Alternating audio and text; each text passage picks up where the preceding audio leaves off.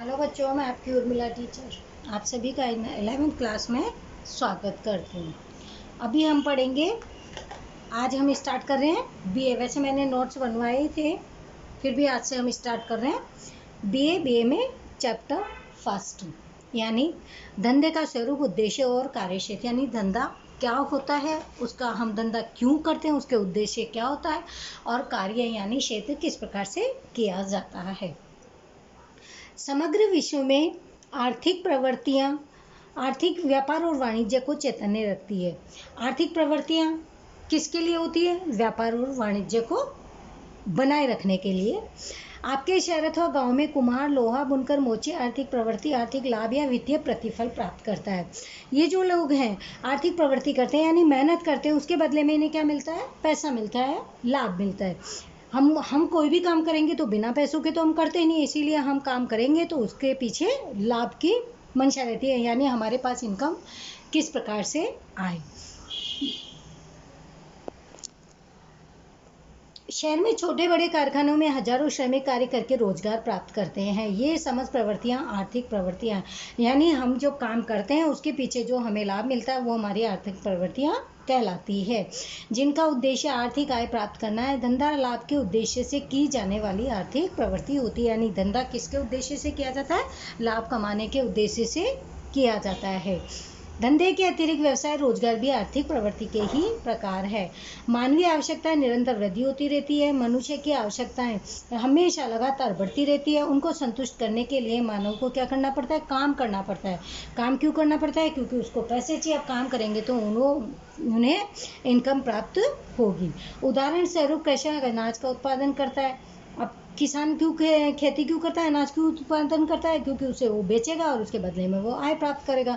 मवक्किल की ओर से, यानी जो वकील होता है वो केस लड़ता है, क्योंकि उसे उसके बदले में फीस प्राप्त होती है। श्रमिक कारखाने में काम करता है, क्यों करता है? क्योंकि उसको वेतन प्राप्त होता है। इस समस्त प्रवृत्तियों का उद्देश्य वित्तीय प्रतिफल प्राप्त करना होने से इन प्रवृत्तियों को आर्थिक प्रवृत्ति कहते हैं। समाज में कुछ व्यक्ति आर्थिक लाभ और वित्तीय प्रतिफल प्राप्त करने के उद्देश्य के बिना प्रवृत्ति भी करते हैं। कई इस समाज में ऐसे भी हैं जो बिना लाभ के भी काम करते हैं, यानी उसके बदले में, काम करने के बदले में उन्हें कोई भी प्रतिफल प्राप्त यानी फल प्राप्त, लाभ प्राप्त नहीं होता है। जैसे कि समाज सेवा। अब हम कभी कहीं पर समाज सेवा करते हैं, किसी की सेवा करते हैं, तो उसके पीछे हमारा उद्देश्य पैसे कमाना थोड़ी होता है, सिर्फ सेवा करना होता है। कोई चिकित्सक समाज सेवा के उद्देश्य से प्रेरित होकर मुफ्त चिकित्सा सेवा भी देता है। कई जगह क्या होता है, निःशुल्क शिविर लगाए जाते हैं जहाँ पैसे नहीं दिए जाते और चिकित्सा की सुविधाएं होती है, क्योंकि उन्हें सिर्फ सेवा होती है, उसमें लाभ प्राप्त नहीं होता है। ये कौन सी होती है? अनार्थिक वाली प्रवृत्ति होती है, जिसमें लाभ की प्राप्ति नहीं होती है। यह उसके लिए अनार्थिक प्रवृत्ति कहलाती है। अनार्थिक प्रवृत्ति में आर्थिक लाभ, वित्तीय प्रतिफल अथवा आर्थिक आय का कोई भी उद्देश्य नहीं होता है। सबसे पहले हम पढ़ेंगे आर्थिक प्रवृत्ति। आर्थिक लाभ या वित्तीय प्रतिफल प्राप्त के उद्देश्य से की जाने वाली प्रवृत्ति को आर्थिक प्रवृत्ति कहते हैं। जीवन यापन करने के लिए मानव को अपने जीवन की आवश्यकताओं को पूरा करने के लिए व्यक्तियों को आर्थिक प्रवृत्ति करनी पड़ती है, क्योंकि उसके बदले में उन्हें क्या होता है? धन प्राप्त होता है, और जिससे वो अपनी आवश्यकताओं को पूरा करते हैं। इसीलिए सभी आर्थिक आवश्यकताओं को फलदायी प्रवृत्ति कहा जाता है। फलदायी क्यों कहा है? क्योंकि उसके बदले में उन्हें आय प्राप्त होती है। आर्थिक प्रवृत्ति करने वाला दूसरी आवश्यकताओं को संतुष्ट करके अपने आर्थिक लाभ प्राप्त करता है। उदाहरण, कृषि अनाज का उत्पादन करके समाज के विभिन्न वर्ग की आवश्यकताओं को संतुष्ट करता है, लेकिन उसके आर्थिक और उसके बदले में उसे आर्थिक प्रतिफल प्राप्त होता है। वो सेवा तो करता है, लेकिन सेवा फ्री में नहीं कर रहा, उसके बदले में वो अनाज बेचेगा तो उसे पैसे प्राप्त होंगे। आज के आधुनिक युग में आर्थिक प्रवृत्ति केंद्र स्थान पर होती है। अनार्थिक प्रवृत्ति किसे कहते हैं? अनार्थिक प्रवृत्ति का उद्देश्य वित्तीय प्रतिफल अथवा आर्थिक आय प्राप्त करना नहीं होता, बल्कि समाज में कितने व्यक्ति वित्तीय प्रतिफल या आर्थिक आय प्राप्त करने के उद्देश्य के बिना ही प्रवृत्ति करते हैं, जिसमें कि क्या होता है कि उसमें उन्हें लाभ की प्राप्ति नहीं होती, यानी सिर्फ और सिर्फ सेवा करते हैं। उदाहरण, समाज सेवा के द्वारा की जाने वाली समाज सेवा की प्रवृत्ति। माता अपने बच्चों को पालन पोषण करने, अब मम्मियों को क्या आप पैसे देते हो आपकी सेवा करने के लिए, आपका काम करने के लिए? वो एक सेवा, उसके बदले में उन्हें प्रतिफल नहीं मिलता। सांप्रदायिक एकता के लिए प्रचार करने वाले कार्यकर्ता, वो जो प्रचार प्रसार करते हैं समुदाय के लोग, उन्हें कोई कोई सेवा नहीं मिलती। भूकंप और सुनामी जैसे प्राकृतिक आपदाओं के समय पीड़ित को राहत शिविर में सेवा देने वाले कार्यकर्ताओं की प्रवृत्ति आदि को अनार्थिक प्रवृत्ति कहते हैं। इसके लिए प्रेक्षा बल, प्रेरक बल, देश सेवा, समाज सेवा, लगाव, प्रेम अथवा मानव जीवन के में होने वाले परिवर्तन होते हैं। अब आर्थिक प्रवृत्ति और अनार्थिक प्रवृत्ति में अंतर क्या होता है? सबसे पहले उद्देश्य की अपेक्षा देखते हैं। उद्देश्य, आर्थिक प्रवृत्ति का उद्देश्य क्या होता है? लाभ कमाना होता है, जबकि अनार्थिक प्रवृत्ति का उद्देश्य क्या होता है? सेवा करना होता है, चाहे वो समाज सेवा हो, चाहे देश सेवा, चाहे वो मानव की सेवा हो। अपेक्षा क्या होती है? आर्थिक प्रवृत्ति की अपेक्षा क्या होती है? लाभ, यानी जो सेवा करते हैं उसके पीछे उन्हें लाभ प्राप्त करना होता है, जैसे फीस, वेतन, ये सब मिलता है। जबकि अनार्थिक में ऐसा कुछ भी नहीं होता, इसमें सिर्फ सेवा होती है। प्रकार क्या? आर्थिक प्रवृत्ति में धंधा, व्यवसाय, रोजगार, यह प्रकार होते हैं क्योंकि इनके जरिए लोगों को आय की प्राप्ति होती है। जबकि अनार्थिक में कोई प्रकार नहीं होता। हम समाज सेवा को कोई प्रकार नहीं कर सकते, निःशुल्क सेवा का भी नहीं कर सकते। अब है जोखिम और अनिश्चितता। आर्थिक प्रवृत्ति जब व्यवसाय वगैरह, धंधा वगैरह होता है तो इसमें जोखिम भी होती है और कभी कितनी भी हो सकती है, इसका कोई फिक्स नहीं है। जबकि अनार्थिक प्रवृत्ति में ऐसा कुछ होता ही नहीं है क्योंकि वो सेवा है। अभी हमने पढ़ा आर्थिक प्रवृत्ति और अनार्थिक प्रवृत्ति में अंतर। अब है आर्थिक प्रवृत्ति के प्रकार। सबसे पहले धंधा, व्यवसाय और रोजगार। अभी हम अर्थ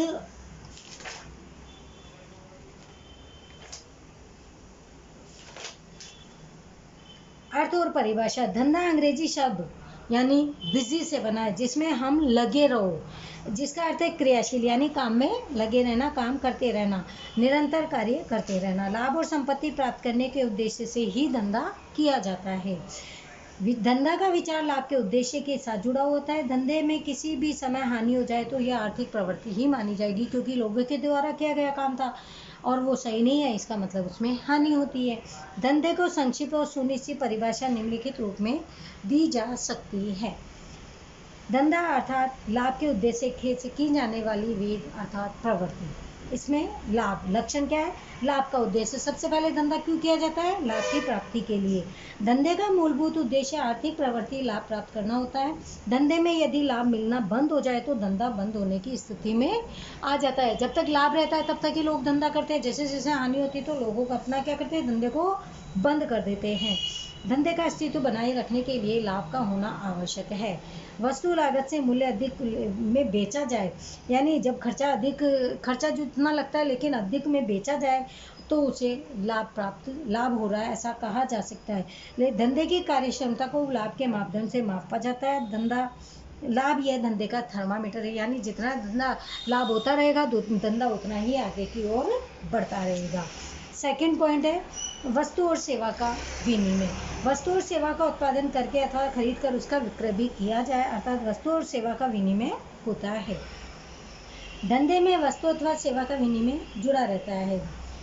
वस्तु में भौतिक स्वरूप और सेवा में अदृश्य और अभौतिक सेवाओं का विनिमय होता है। उदाहरण, इलेक्ट्रिक साधन का उत्पादन करने वाली कंपनी भौतिक वस्तु का विनिमय करती है, जबकि विद्युत सेवा की पूर्ति करने वाली कंपनी सेवा का विनिमय करती है, क्योंकि वो बिजली आपको दिख रही थोड़ी है, वो सेवा के रूप में अभौतिक होती है।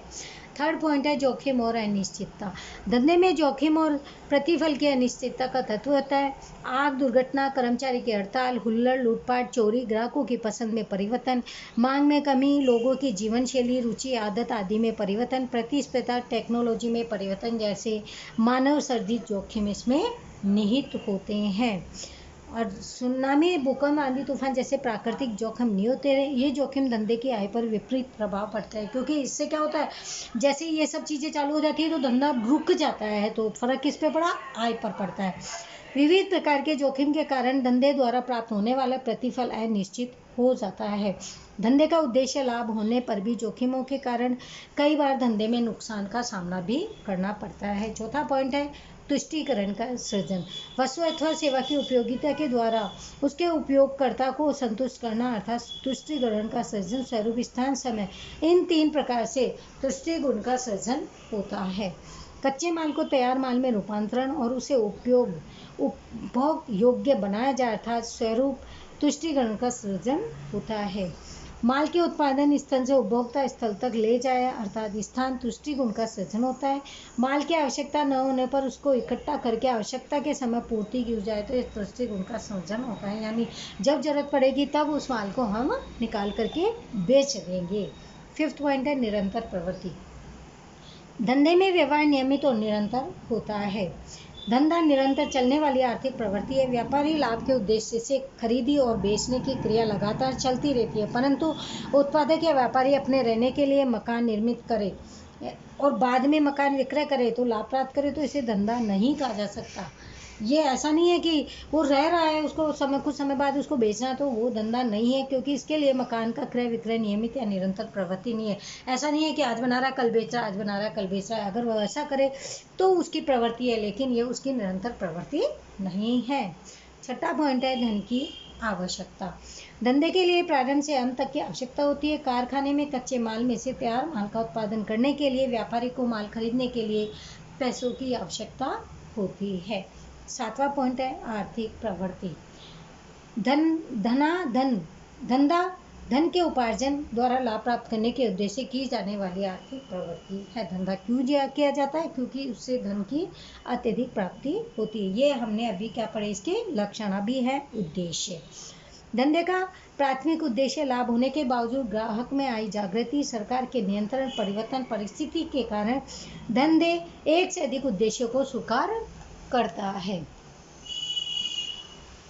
धंधे के उद्देश्य को आर्थिक और सामाजिक ऐसे दो भागों में बांटा जा सकता है। धंधे का सबसे पहला है आर्थिक उद्देश्य, लाभ का उद्देश्य। पहला पॉइंट है धंधा आर्थिक प्रवृत्ति होने से धंधे में विनियोजित पूंजी पर उचित प्रतिफल मिलना चाहिए। प्रतिफल अर्थात लाभ। धंधे के अस्तित्व मात्र के लिए ही नहीं बल्कि धंधे के विकास के लिए धंधे से लाभ कमाना अनिवार्य है। लाभ धंधे का प्रेरक बल है, यानी अगर धंधा है, लाभ धंधे में लाभ है तो वो धंधा सही है। कार्य क्षमता का मापक यंत्र और जीवन रक्त भी है। यानी धंधा क्या है? धंधा प्रेरक बल, कार्य क्षमता और मापक दंड, ये तीनों मिलकर के ही जीवन निरक्त, जैसे जीवन में रक्त की जरूरत होती है व्यक्ति के शरीर में, उसी प्रकार अगर लाभ होता रहता है तो वो धंधा भी चलता रहता है। आज अधिकतम लाभ के स्थान पर उचित लाभ के विचार को स्वीकार किया गया है। उचित लाभ कमाने के कारण धंधा की इकाई समाज में स्वीकृति प्राप्ति के साथ प्रतिस्पर्धा में भी टिकी रह सकती है। दूसरा है महत्तम संपत्ति सृजन का उद्देश्य। धंधे की वार्षिक आय के साथ संबंधित लाभ का उद्देश्य कुछ समय का विचार है। महत्तम संपत्ति सृजन का उद्देश्य लंबे समय का होता है। दीर्घकाल में धंधे की संपत्ति में वृद्धि हो, ऐसी योजनाएं स्वीकृत की जाती है, जबकि इसके लिए धंधे में मंदी जैसे सहयोग में लाभ प्राप्ति के उद्देश्यों को त्याग करके धंधे की संपत्ति टिकाए रखनी पड़ती है। महत्तम संपत्ति सृजन का उद्देश्य धंधे के मालिक के आर्थिक लाभ के साथ भी जुड़ा हुआ होता है। अन्य आर्थिक उद्देश्य, अन्य आर्थिक उद्देश्यों में क्या होता है कि धंधे के आर्थिक प्रगति और विकास करना, ये बाजार का विस्तार करना, उपलब्ध साधनों का जहाँ तक संभव हो श्रेष्ठ उपयोग करना, आधुनिक टेक्नोलॉजी अपनाना, जिससे क्या होगी नई नई टेक्नोलॉजी के कारण अच्छा धंधा होगा, और अच्छा धंधा होगा तो उत्पादकता बढ़ेगी तो लाभ की प्राप्ति भी होगी। अब है धंधे के सामाजिक उद्देश्य। समाज को लाभ हो इसके लिए धंधा विविध सामाजिक उद्देश्यों को प्रधानता देता है। समाज के बिना धंधे का अस्तित्व ही नहीं है। समाज है तो धंधा है, नहीं तो धंधे करेंगे क्या, किसको बेचेंगे सामान? यानी समाज होना आवश्यक है, और समाज है, व्यक्ति है तो धंधा है। इसीलिए धंधे में लाभ के अतिरिक्त उद्देश्य को स्वीकार किया गया है। धंधे के सामाजिक उद्देश्य निम्न हैं। पहला है सामाजिक दायित्व का उद्देश्य। ग्राहकों में आई जागृति, सरकार के नियंत्रण, ग्राहक शिक्षा, ग्राहक संधि के कारण धंधे को समाज के अलग अलग समूह में के हित के प्रति सजग रहने की आवश्यकता पैदा हुई। समाज के अलग अलग समूह या विभिन्न वर्ग जैसे मालिक, कर्मचारी, ग्राहक, लेनदार, सरकार आदि धंधा की इकाई के साथ जुड़े होते हैं, और प्रत्येक समूह का धंधे के साथ हित अलग अलग होता है। अलग अलग समूह के हित का ध्यान रखना धंधा की इकाई के लिए आवश्यक है। पर्यावरण रक्षण, कर्मचारी कल्याण कानून, कारखाना कानून, ग्राहक सुरक्षा कानून आदि का पालन धंधे को ही करना पड़ता है। सेकंड पॉइंट है रोजगारी के अवसर प्रदान करने का उद्देश्य। बेरोजगारी का प्रमाण दिन प्रतिदिन बढ़ता जा रहा है। रोजगारी के नवीन अवसर पैदा हो, इस उद्देश्य से विविध धंधा की इकाई की स्थापना की जाती है। उदाहरण खादी और ग्रामोद्योग बोर्ड द्वारा उद्योगों को चुना जाता है, जिससे रोजगार के अवसर बढ़ रहे हैं, बेरोजगार को रोजगार के अवसर मिल रहे हैं। इस उद्देश्य से पिछड़े विस्तार में जो धंधा की स्थायी की स्थापना भी की जा रही है। क्यों की जा रही है? क्योंकि लोगों को, बेरोजगार जो लोग हैं, उनको रोजगार के अवसरों का प्रदान किया जाए। तीसरा पॉइंट है गुणवत्ता वाली वस्तु और सेवाएं प्रदान करने का उद्देश्य।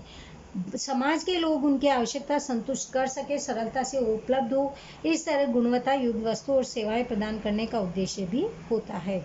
रसोई में उपयोगी मसाले, शीतल पेय, खाद्य पदार्थ का उत्पादन करने वाली इकाई को उच्च गुणवत्ता के स्तरों का पालन भी करना चाहिए। सामाजिक उद्देश्य वाली इकाई, धंधा की इकाई उचित मूल्य पर वस्तु और सेवा प्रदान करने के लिए प्रतिबद्ध होती है। उदाहरण, वस्तु के विक्रय के बाद ग्राहक के घर तक वस्तु को पहुंचाना, वस्तु की व्यवस्था करना आदि होता है। फोर्थ पॉइंट है उचित व्यापारी रीति रिवाज का अनुसरण करने का उद्देश्य। वस्तु की कालाबाजारी, वस्तु का संग्रह, गलत निर्देशन करके विज्ञापन आदि को धंधे को के लिए अयोग्य रीति रस्म मानते हैं। आवश्यक वस्तु की कृत्रिम कमी नहीं करनी चाहिए। ग्राहक समाज के कल्याण के लिए धंधा के उचित व्यापारी रीति रस्मों का अनुसरण करके ही काम करना चाहिए। यानी जैसे जैसे रीति रिवाज आते हैं उसके अनुसार ही व्यापार में, जो भी व्यापार है उसमें वस्तु का उत्पादन करना चाहिए, कारण कि उससे लाभ की प्राप्ति होगी और समाज का उत्कर्ष भी बढ़ेगा। अब है पांचवा पॉइंट, अन्य उद्देश्य। अन्य सामाजिक उद्देश्य में पहला है धंधा की इकाई की समाज में अपनी पहचान खड़ी करना। दूसरा, उत्पादन के क्षेत्र में नवीन संशोधन करना। तीसरा, राष्ट्र के आर्थिक विकास में सहायक बनना और उसके लिए सरकार ने सहयोग देना। चौथा है कर्मचारियों को विविध प्रकार से प्रोत्साहित करना और उसके लिए कल्याणकारी योजनाएं अमल में लाना। अब है धंधा की में जोखिमें क्या क्या होती है। धंधे में लाभ की अनिश्चितता अथवा हानि होने का डर बना रहता है। भविष्य की अनिश्चितता घटनाएं लाभ को प्रभावित करती है, इसलिए कहा जाता है कि धंधा के जोखिम के बदले प्रतिफल अर्थात लाभ। जोखिम उठा करके ही धंधा किया क्यों जाता है? लाभ की प्राप्ति के लिए। धंधे में दो प्रकार के जोखिम होते हैं, एक प्राकृतिक और दूसरा है मानव सृजित। प्राकृतिक में क्या है? प्राकृतिक में होता है कि जैसे भूकंप, बाढ़ आदि धंधे को विकसित करके रोक देते हैं, ये प्राकृतिक है, कभी भी आ सकते हैं। धंधे की संपत्ति का विनाश करते हैं और उसको हानि होती है, नुकसान का सामना करना पड़ता है, जो कि धंधे का नियंत्रण नहीं होता। ये प्राकृतिक है, कभी भी हो सकता है। दूसरा है मानव सृजित, यानी मनुष्य के द्वारा जोखिम। मानव सृजित जोखिम के कारण धंधे का विकास भी रुक जाता है। धंधे में हानि उठानी पड़ती है, जैसे कर्मचारियों की हड़ताल, टेक्नोलॉजी में परिवर्तन, ग्राहकों की रुचि, मांग में परिवर्तन, राजनीतिक अस्थिरता, बाजार में प्रतिस्पर्धा का जोखिम। यानी मनुष्य के द्वारा हड़ताल कर ली, टेक्नोलॉजी में बदलाव करते तो मनुष्य को नहीं समझ में आते, या फिर आग लगा दी, ये सब मनुष्य के द्वारा किया गया जोखिम है। अब है धंधा के जोखिमों के कारण।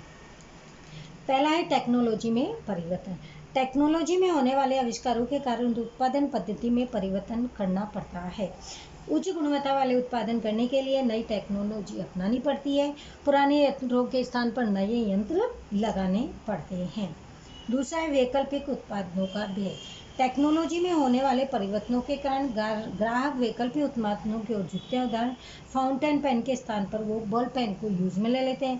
तांबा पीतल के बर्तनों के स्थान पर, क्योंकि ये महंगे आते हैं, तो उसके बदले में वो स्टील के बर्तन काम में ले लेते हैं। और रेडियो के स्थान पर टेलीविजन। ये क्या है? वैकल्पिक उत्पादनों का व्यय भी बना रहता है। तीसरा है प्रतिस्पर्धा। प्रतिस्पर्धा यानी होड़ाहोड़ धंधे में के जोखिम में वृद्धि करती है, जिनके धंधे के लाभ का प्रत्यक्ष प्रभाव पड़ता है। धंधा की इकाई को बाजार में अपना स्थान टिकाए रखने के लिए, प्रतिस्पर्धा का सामना करने के लिए अपनी वस्तुओं को सस्ती करनी पड़ती है। जब जाके कंपटीशन रहता है और उससे क्या होता है, विज्ञापन खर्च करना पड़ता है। अब अपनी वस्तुओं को सेल लगानी पड़ती है, जिससे लाभ थोड़ा कम हो जाता है। फोर्थ पॉइंट है कानून। प्रदूषण, ग्राहक, श्रमिक, उद्योग आदि के लिए सरकार कानून बनाती है, परंतु ये कानून धंधे के लिए जोखिम भी पैदा करते हैं। उदाहरण, लघुतम वेतन यानी कम वेतन अधिनियम और कारखाना अधिनियम धंधा की इकाई की बहुत से निर्णय लेने में भी रोकते हैं। 5th पॉइंट है मांग की अनिश्चितता। वस्तु की मांग अनिश्चितता धंधे के लिए जोखिम पैदा करती है। ग्राहकों की आय, रुचि, वस्तु के मूल्य में परिवर्तन, मुद्रास्फीति आदि वस्तु की मांग को अनिश्चित कर देती है, जिसका प्रभाव धंधे के लाभ पर पड़ता है। और लास्ट पॉइंट इसमें है भौतिक जोखिम। धंधे में उपयोग में ली जाने वाली संपत्ति को होती हानि भौतिक जोखिम को पैदा करती है। यंत्र और साधन काम करना बंद कर देते हैं, वहन के दौरान माल को क्षति पहुंचती है और तब भी जोखिम का सामना करना पड़ता है। आज हमने पढ़ा धंधे का स्वरूप, यानी धंधा क्या होता है, धंधा क्या और क्यों किया जाता है। धंधा क्या, धंधा करने से पहले हमें उसके बारे में सोचना पड़ता है कि हमें क्या करना है, क्या नहीं करना है, यानी कौन सा धंधा करना है। फिर और धंधा किया क्यों जाता है, लोगों के अपनी आवश्यकताओं की पूर्ति करने के लिए और मनुष्य के द्वारा ही किया जाने वाला कार्य होता है, यानी धंधा। अब धंधे जब शुरुआत करते हैं तो क्यों करते हैं, धंधे की शुरुआत लाभ की प्राप्ति के लिए करते हैं कि लाभ हमें हो, जिससे कि लोग अपनी आवश्यकता की पूर्ति कर सके।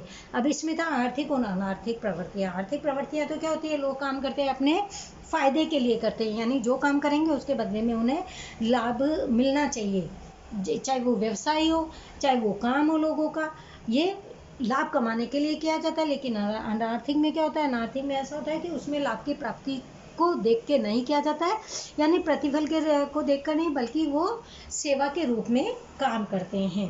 अब आप आर्थिक प्रवृत्ति क्या 3 प्रकार की होती है। अभी हमने शुरुआत में पढ़ी धंधा। धंधा क्या क्या होता है, धंधा क्यों किया जाता है, लाभ के लिए, लोगों की सेवा, जब वस्तु और सेवा का विनिमय होता है तो उसके बदले में भी लाभ होता है। अब इसमें जोखिम भी बनी रहती है, इसमें लगातार ये चलने वाली प्रवृत्ति भी होती है और इसमें पैसे की आवश्यकता भी होती है। उसके बाद हमने इसके आर्थिक उद्देश्य देखे।